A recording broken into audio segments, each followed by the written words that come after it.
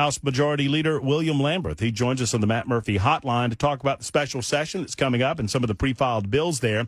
And before we get started with that, William, I want to tell you what an honor and a pleasure it was to get an opportunity not just to see you, but to talk with you in Hendersonville at the library last weekend. It was just a great event, a great time, and it was good to get to see you.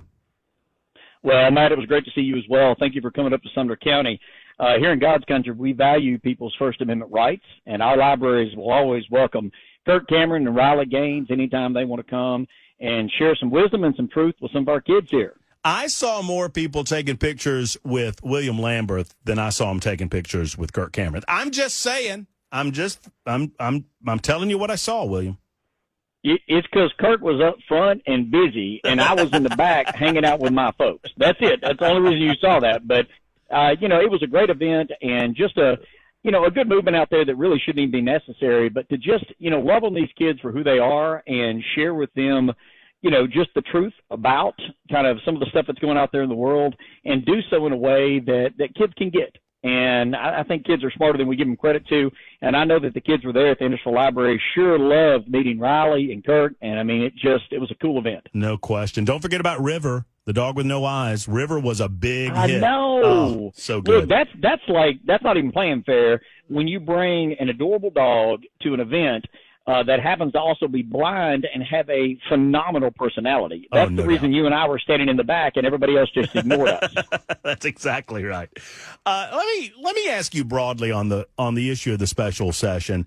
It seems sometimes I find that conservative or libertarian types even, we can't help but fight amongst ourselves instead of pointing our efforts toward what I consider to be the real enemy and those that want to change our nation into a socialist state. And I think that those entities are out there. I think that there are some entities in the General Assembly that would take away our Second Amendment rights. However, sadly, I see a lot of conservative commentators in Nashville and the surrounding communities claiming that William Lambert and Jack Johnson are in with Governor Bill Lee and many others, along with Cameron Sexton, and they are trying to get these red flag laws backdoored as many times as we can say it. I know the governor included an order of protection in his call, but would you mind saying it one more time, William, for those in the back that maybe haven't heard it? Are red flag laws going to pass this special session? No, absolutely not. And Matt, I don't have to tell you that and just verbally say it. I believe that actions speak louder than words. And one of the Democrats out of Nashville filed a red flag bill at the end of regular session, a 100% through and through deep red flag law. And I'm against red flag laws of any shade, but this particular representative brought that red flag law to the Delayed Bills Committee. It needs a unanimous vote to get out of the Delayed Bills Committee. I voted no, and the bill stopped right there and didn't go a bit further. I think red flag laws are bad policy. They are ex parte proceedings that take away your rights and your property, and you have no ability or even notice to participate in that process. I can tell you as an attorney, that flies in the face of just everything that I've been taught about our judicial system, which should be confrontational by nature. You should be given an opportunity to be heard whenever your rights are on the line. And so I've talked about that with the governor. Jack and I have been crystal clear that as the voices of our caucuses, that simply is not something we're going to pass in Tennessee. What we can do is deal with the fact that there is way too much violent crime in our state. 346 murders in Memphis year before last. 31 of them were children. Almost 100 murders a year in Nashville, 6 of which we know happened at the Covenant School. There are too many violent crimes. There are too many crazy folks out there that need help, that need inpatient help many times, and there are too many violent felons that are out on our streets. Those are issues we've been trying to address, and I hope we work on more in the special session. Well, and obviously it remains to be seen how many bills will be filed consistent with the call by the governor, but do you expect, A, any Republicans to file any sort of order of protection bill, and B, do you expect that it would come from the Democrats, if not a Republican? Because I understand that the distinction the governor has made in these two issues, but for most of us, it is, as you put it, William, kind of a shade of a red flag law, if not a red flag law itself. Yeah, so I don't know if anyone will file it. I mean, a mental health protection order, again, a type of red flag law, is included within the call. The governor left that out there as an option if somebody wants to. I know that neither myself nor Jack Johnson, who is a real conservative champion in the Senate and a good friend of mine for a long time, fought the income tax back in the day, as you'll recall. Neither one of us are going to file it. It's not going to be an administration bill. The governor won't ask us to file that. So if someone else files it, we will deal with it through the committee process.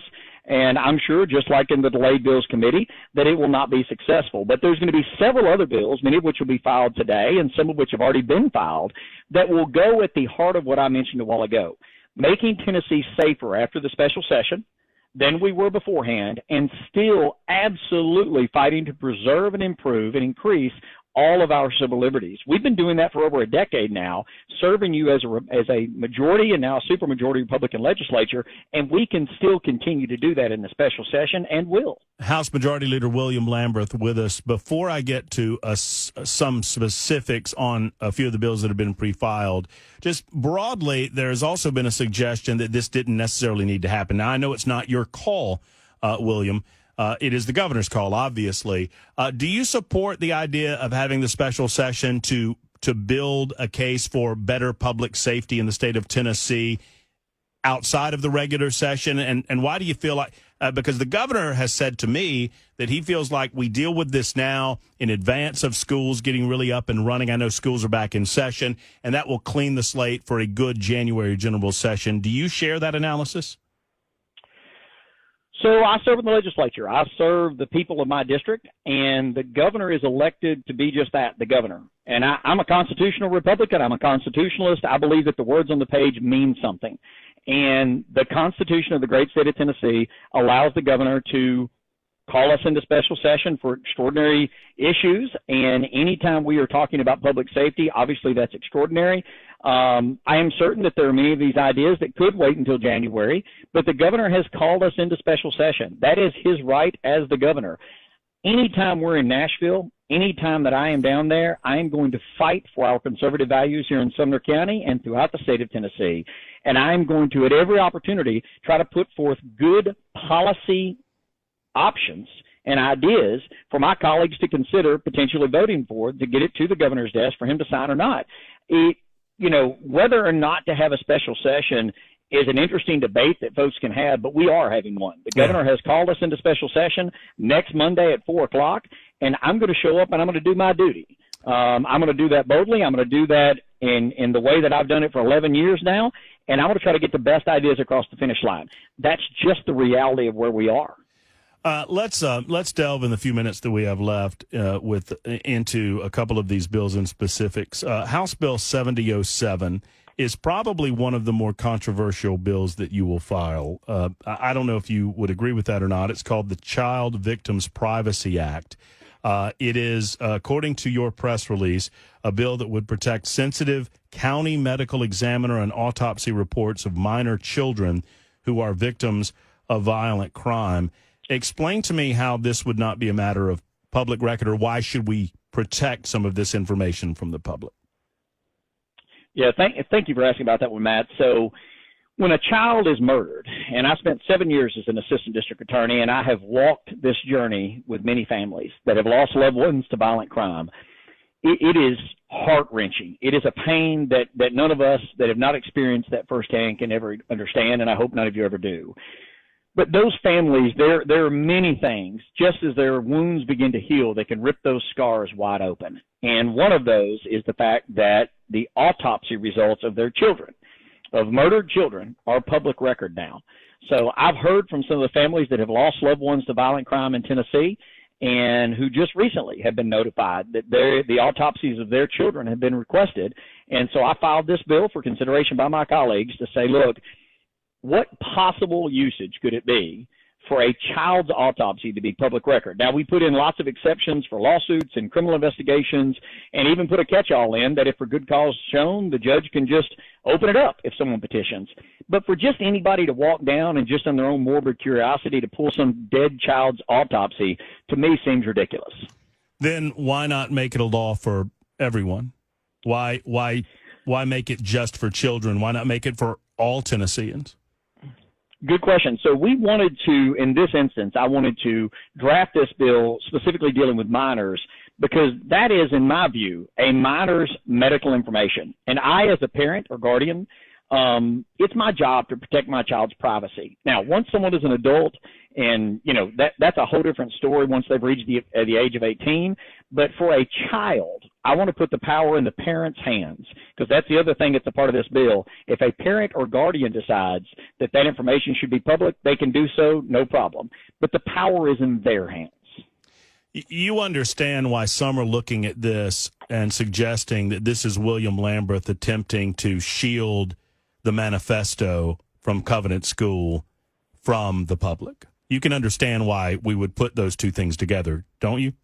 No, not even remotely, because I've spent months saying. You want me to explain? I'm happy to explain it to you, William, if you want me to. Because then why are you excluding the victims of violent crime that are adults? Why are you creating a specific category for children? And you mentioned that people had come to you and talked to you about this. Are you telling me that none of those people were involved in the Covenant School shooting? I'm not going to say that, but what I am going to say is that one of the reasons, again, that we limited this to children that are victims of violent crime is I think every single aspect of the Covenant shooter's life should be analyzed by all of us. I think her writings, minus just some redactions for security, like drawings of the school or her plans, very specific things. Yeah. But everything else about this should be out there for all of us to look at. Every Tennessean and experts throughout the country to say, look, what type of evil was exactly wrong with her? Why did she do this? How did she do this? And how do we prevent it from ever happening again? That includes her medical records, her autopsy. Everything about that shooter should be out there. But the children she killed, to me, there's an ocean of difference between those little innocent lives and this evil, evil woman that took their life. No question. And if there was any suggestion within my question that I was comparing the two, I am not. I assure you I am not. But I do value and protect the public's right to know what government installations and entities are doing. And, whether we like it or not, law enforcement investigations are a part of the public record, and I believe should be kept a part of the public record. And we can disagree on this one. I think you get a lot of support on it. I don't disagree with you. I actually agree with you on that. It is just the autopsy of those children that this bill deals with. The entire rest of the file, this doesn't touch. Okay. All right, very good. Other than that, I know you've pre-filed 7002, 7003, 7004, and these have to do with one is an important bill, and in the moments that we have left, I want to address this one specifically. You and I talked about it in Hendersonville, and that is the fire alarm bill, which does directly relate to some of the activities that we've heard about in the Covenant School situation, in as much as children are trained, rightly so, to react. Teachers are trained to react to fire alarms, and sadly, the evil individuals that would commit an act like Covenant School have learned that and are using it against our children. Talk to me about 7002. Matt, you said it and said it better than I can. That's, we have become almost kind of hardwired in that when a fire alarm goes off, okay, get the kids lined up, get them out in the hallway, get them out of the school. But that fire alarm going off can mean that there's an active shooter in the building. It can mean there's an inclement weather, tornado or something that's going on. It can mean there's a bomb threat. It can mean many different things. And this bill requires every single school district in the state to train their teachers, their students, their staff, their substitute teachers to differentiate between those different disasters and issues when they hear a fire alarm. And there's lots of ways to do that, but this came from conversations that I had with our local law enforcement folks right here in Sumner County, and they have a system similar to this where they can very quickly. And so then we started talking with the Department of Education and Safety and Commerce and Insurance, Fire Marshal, to say, look, how can this be done well so that a teacher gets the information that they know to be able to help keep their children safe. And in the moments we have left, William, are you concerned at all about security? I know you have every faith in the world. I do as well, with the state troopers of the great state of Tennessee to protect you and to protect those that come to the Capitol building to watch the government proceedings go on. Are you confident that we're prepared? I am. I have the utmost confidence in the Commissioner of Safety. I have confidence in our local law enforcement folks. Look, everyone is welcome at the Capitol. When your government is working for you, I want folks tuned in online. I want folks present. I want folks there to address us in committee and share your feelings with us, phone, email, text, whatever, or in person.